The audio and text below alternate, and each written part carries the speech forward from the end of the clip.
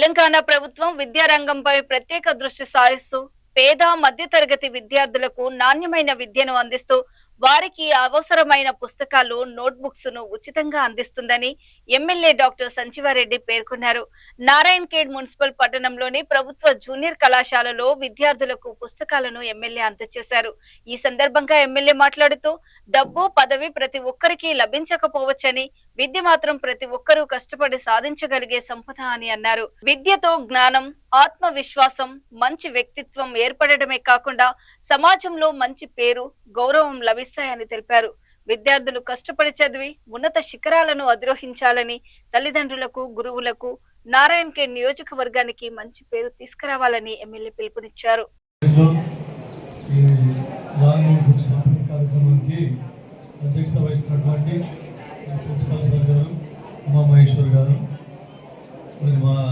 సత్యనారాయణ గారు, మీ లెక్చరర్ రమేష్ గారు, నాతోటి కోప్షన్ మెంబర్ మా ముంతాజ్ గారు, మరి ఇంకా కళాశాల అధ్యాపక బృందం అందరికీ, ప్రియమైన విద్యార్థులకు అందరికీ నా యొక్క నమస్కారం.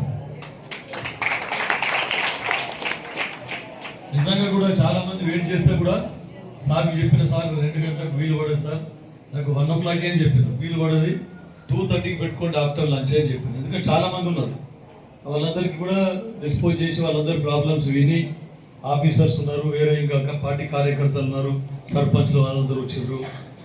అన్ని సమస్యల మీద, తాగునీటి సమస్య అనుకోండి, వేరే ఇంకా ఇతరత్ర రోడ్డు సమస్యలు ఇవన్నీ చెప్తా ఉంటే వాళ్ళకందరికి వాళ్ళ ఇంకా మిగిలిపోయిపోతామంది వాళ్ళు కూర్చోబెట్టి మరీ 5 గంటలకు వస్తా అని చెప్పి నేను రావడం జరిగింది. ఎందుకంటే నాకు ఉన్న విద్యార్థుల మీద ఉన్న ప్రేమ, కళాశాల మీద ఉన్న ప్రేమ,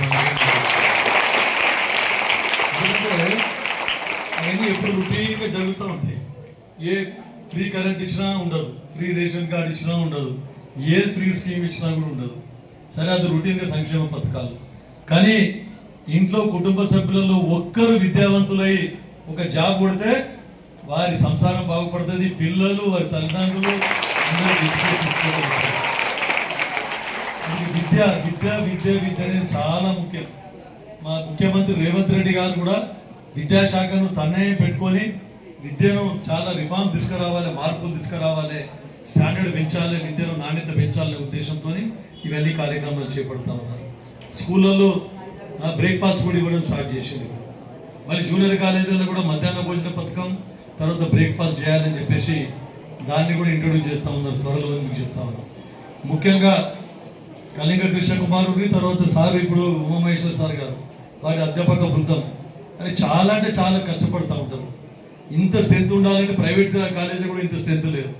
ఎందుకంటే ఫస్ట్ ర్యాంక్, సెకండ్ ర్యాంక్ మీరే కొట్టుకున్నారంటే, ఒక గవర్నమెంట్ కాలేజ్కు సెకండ్ ర్యాంక్ వచ్చిందంటే నిజంగా మీ ప్రిన్సిపాల్, మీ అధ్యాపక బృందం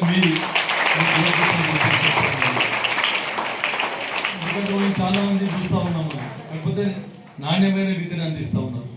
కొన్ని హై స్కూల్స్లో కూడా నేను చూస్తూ ఉన్నాను, ఎప్పటికప్పుడు సడన్గా విజిట్ చేస్తా. మొన్న కల్లెలు పోయిన ఒక హాస్టల్కి పోయి విజిట్ చేసిన, పాప అరకొర వసతులతో ఉన్నారు. నేను ఎమ్మెల్యేగా గెలవంగానే అప్పుడు కస్తూర్బా స్కూల్కి పోయిన ఫస్ట్, ఆడపోతే పాపం ఆడపిల్లలు కనీసం బాత్రూమ్, టాయిలెట్స్ కూడా డోర్స్ లేవు. మరి గత ప్రభుత్వం ఏం చేసిందో నాకు అర్థమవుతలేదు. స్కూళ్ళలో టీచర్లు లేకుండా ఈ రేవంత్ రెడ్డి గారి ప్రభుత్వం, కాంగ్రెస్ ప్రభుత్వం వచ్చిన తర్వాత 11,000 మంది టీచర్లని రిక్రూట్ చేసుకోవడం జరిగిందని చెప్పి చెప్తా ఉన్నాం. అయితే ఎక్కడ కూడా టీచర్ల కొరత లేదు. చాలా అప్పుడు చదువు చెప్పేటోళ్ళు లేకుంటే గవర్నమెంట్ స్కూల్లో పంపించమంటే పంపిస్తారా? ఎందుకు మాకు పైసలు ఏమైనా చేస్తాం, అప్పు తెచ్చుకుంటాం,